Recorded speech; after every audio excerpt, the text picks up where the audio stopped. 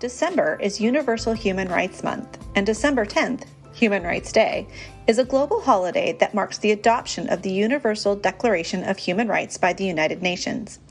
I am now going to turn it over to Monica, who has an interesting interview to share with us all. I have a special guest with me today, a longtime friend and human rights advocate, Rani Hong.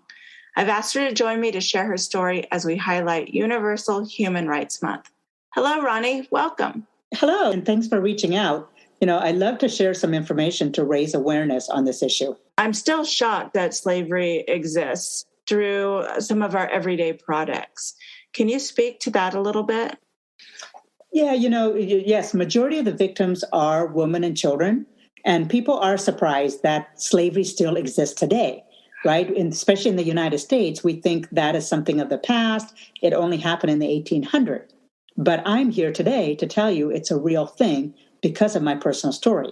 What we do know, it does exist, and every year an estimated $2.4 trillion is generated from this illegal activity across the world. And that money is laundered through the world's financial markets and the banking systems. So in 2018, I joined with Thomson Reuters in a public-private coalition to fight financial crime and modern-day slavery. So I can meet my goal if I help disrupt and dismantle these criminal networks. So I'm currently talking on the best practices and certifications with some of the leading international banks. I have met with Standard Chartered, HSBC, First Rand, and just most recently in the last couple of weeks, I was in the country of Colombia and I presented to the Bank of Colombia.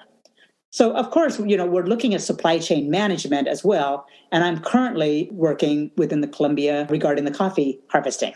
I found that very interesting. And of course, coffee is so near and dear to us in the Pacific Northwest. It's really no wonder that you were also named India's Woman of the Year. You're truly an inspiration.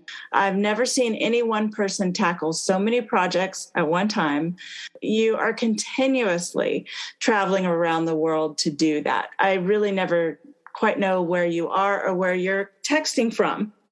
I want to thank you for your tireless work and for your time today, Rani. Well, thank you, Monica. And I want to thank your audience at Olympia Fed, the employees. It's so important to get trained on this issue.